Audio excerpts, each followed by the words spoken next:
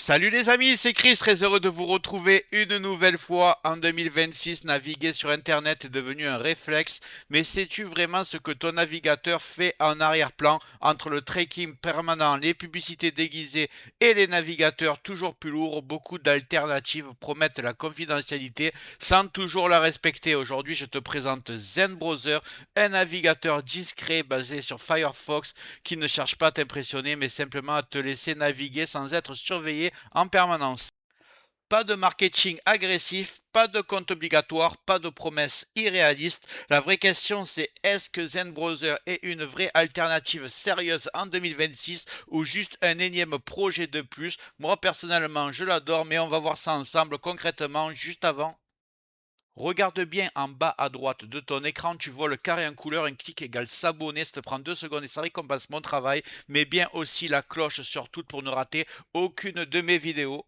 Sache que sur chaque vidéo, je te mets dans le descriptif les meilleures affaires Amazon du moment. Si tu veux booster ton PC, avoir du stockage, des adaptateurs, etc., tu mets ce qui t'intéresse dans ton panier, même si tu achètes pas maintenant. Chaque futur achat te coûtera pas plus cher et aidera le développement de ma chaîne. Je te remercie par avance. Allez, c'est parti.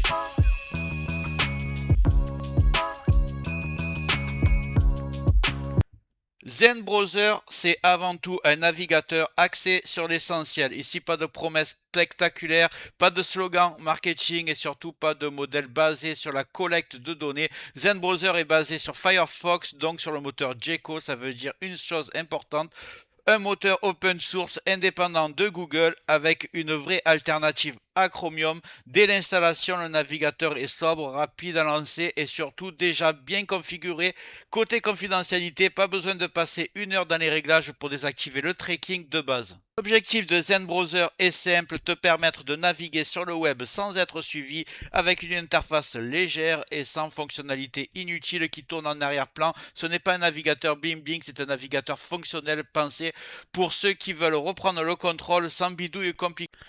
Juste avant de continuer ce tuto, je tiens à remercier les abonnés de ma chaîne qui sont aussi des membres, vous les voyez à l'écran. Bientôt je vais faire des vidéos supplémentaires qui sont réservées exclusivement aux membres. Si tu veux en faire partie, tu vas en dessous de la vidéo, tu cliques sur le bouton rejoindre, tu le vois. Ça coûte que quelques euros, ça aide le développement de ma chaîne. Je ne manquerai pas de te remercier. Allez, c'est parti, on continue ce tuto. Ok.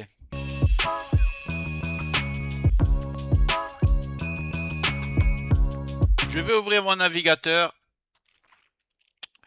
et je vais taper Zen Bro. Oh, j'ai marqué Zen Navigateur en français. Ok. Zen Navigateur, je mettrai quand même le lien dans le descriptif. Annuler, donc là on va mettre download ici en haut à droite. Download for Windows, ok. Donc ça télécharge. C'est déjà fini. On va double-cliquer pour l'installer. Il y a le même logo que Firefox.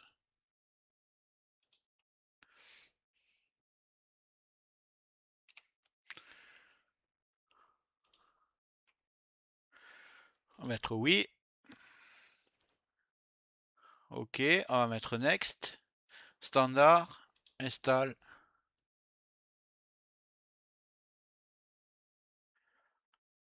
Voilà, là il y a son propre logo. On est bien. Allez, on va le lancer. Ensemble, on va le découvrir.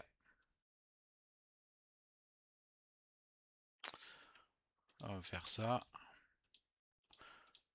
On va avancer. Ici, je vais mettre skip. Next. Next. Next. Next. Ok. On est bon. L'interface est volontairement minimaliste, pas de panneau envahissant, pas de widget inutile, pas de surcouche lourde. On retrouve une barre d'adresse claire, une navigation classique et lisible, des menus simples, compréhensibles immédiatement. Si tu viens de Chrome, Firefox ou Edge, tu n'es pas perdu. Si tu détestes les interfaces complexes, tu es clairement au bon endroit. Zen Browser mise sur une chose, ne pas te gêner pendant la navigation. Première chose que je vais faire, je vais cliquer sur les trois points tout en haut à gauche et je vais le mettre en français, bien évidemment. Donc je vais aller sur Settings. Là, je vais descendre. Language et apparence. Donc, on va descendre. Et ici, on voit la langue. On va mettre français. Voilà, c'est fait. Et voilà, tous les menus sont en français, comme ça. Vous me direz pas dans les commentaires, c'est pas en français, il est nul. Voilà, le navigateur est en français. Une fois ceci fait, ce que vous faites nouvel onglet. Donc vous voyez que ça ressemble énormément à Arc. C'est exactement la même interface, sauf que Arc a été abandonné le projet. Là maintenant c'est un browser. Donc quand vous faites nouvel onglet, vous faites par exemple YouTube. Voilà, vous allez ouvrir une page. Une fois que vous êtes sur YouTube par exemple, vous pouvez cliquer sur l'onglet avec le gauche et le glisser vers le haut. On va faire par exemple aussi, je sais pas, nouvel onglet. On va mettre l'équipe par exemple. Voilà, vous êtes sur l'équipe, vous le mettez vers le haut, vous faites un peu les comme vous avez l'habitude de faire. La pause par exemple. Donc là, hop. Donc voilà, vous avez compris le principe. Là, donc les favoris sont en haut. Vous pouvez aussi les faire glisser là. Alors ça peut être intéressant. Alors si je fais par exemple nouvel onglet, Hotmail. Voilà. Je suis sur l'onglet connexion Hotmail. Et je le glisse en haut. Et je peux aussi le mettre ici dans essentiel. Et en retirer. Donc là, je clique droit, retirer d'essentiel, retirer d'essentiel et retirer d'essentiel. Imaginons que maintenant vous faites nouvel onglet et que vous faites Gmail. Voilà. Donc se connecter. Voilà, on est sur la bonne page. Donc ici, vous le glissez. Et vous allez pouvoir le mettre ici. Alors l'avantage, c'est que quand vous allez vous connecter maintenant, dès que vous ouvrez votre navigateur, à un clic, vous avez accès à tous vos mails Gmail et à un clic, vous avez accès à tous vos mails Hotmail. Franchement, c'est très pratique. Donc c'est un des gros avantages. Après, là, quand vous voulez fermer les anciens onglets, vous faites juste la croix. Et un des gros, pardon, un des gros avantages de ce navigateur, c'est que vous pouvez créer des espaces de travail. Par exemple, créer un espace. Imaginons que je vais l'appeler réseaux sociaux. Voilà. Créer un espace. Là, je vais par exemple ouvrir Facebook. Voilà, une fois dessus, je le glisse en haut. Là, je vais faire, je sais pas, X par exemple. Voilà, je le glisse en haut. Je vais prendre Instagram.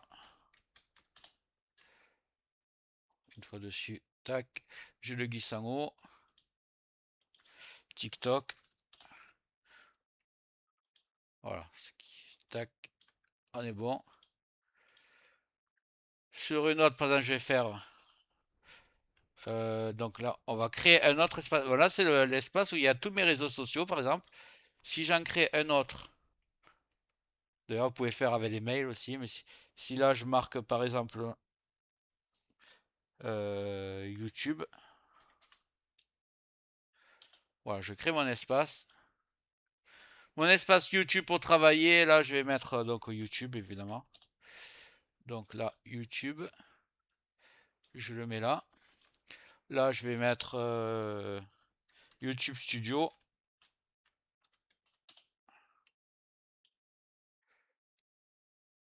Voilà, je vais le mettre là. Enfin, ça, je suis pas connecté. vidIQ. Voilà. Les utilitaires, tout ce qui concerne Facebook. YouTube par contre. Voilà. Donc là, vous voyez, il y a des points en bas. Donc je peux passer d'un espace de travail, là, où il y aura tous mes favoris en vrac. Là, l'espace où il y aura tous mes réseaux sociaux, l'espace où il y aura que mes YouTube. Vous pouvez faire un espace où il y aura tous vos adresses mail, par exemple, si vous en avez plusieurs. Si vous faites jouer au paris sportif, voilà, un espace paris sportif avec Winamax, Bwin, tout ça. Donc voilà, c'est vraiment très très pratique pour se retrouver et naviguer.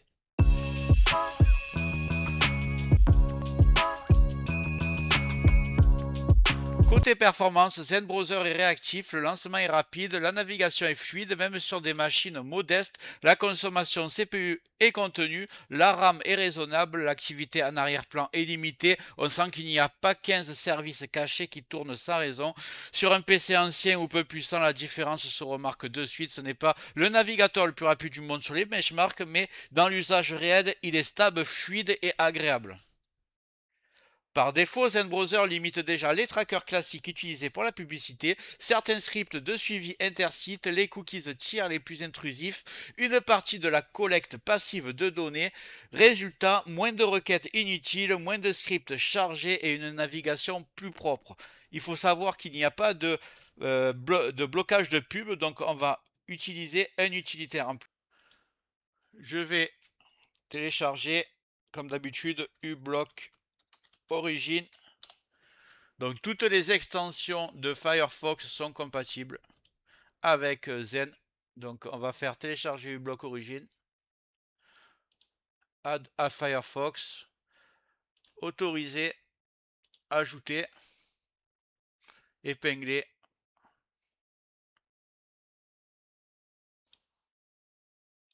Une fois que ça sera installé, vous voyez ici vous avez votre barre d'adresse. Donc si vous voulez, faites clic droit copier quand vous voulez copier une barre d'adresse. Mais vous avez aussi ce petit menu là avec les barres. Et quand vous cliquez, vous voyez que uBlock, les extensions sont ici. Donc voilà, si sur un site, vous devez le désactiver pour un site, vous cliquez ici et vous ferez donc ici désactiver pour que le site s'affiche correctement.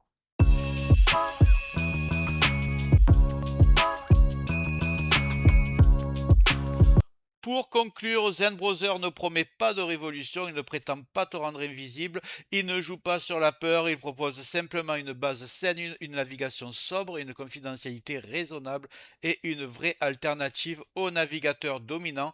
En 2026, c'est peut-être exactement ce qu'il faut. La bonne question n'est pas est-ce que ZenBrowser est le meilleur navigateur, mais plutôt est-ce que c'est celui qui correspond à ta façon de naviguer. Voilà, j'espère que cette vidéo t'a plu. Si c'est le cas, tu mets un like, tu t'abonnes si ce n'est pas déjà fait, tu mets bien les notifications surtout, tu peux cliquer sur rejoindre pour me soutenir et regarde surtout bien le descriptif de la vidéo, tu auras des super affaires sur Amazon, n'hésite pas à les mettre dans ton panier et je te dis à très bientôt.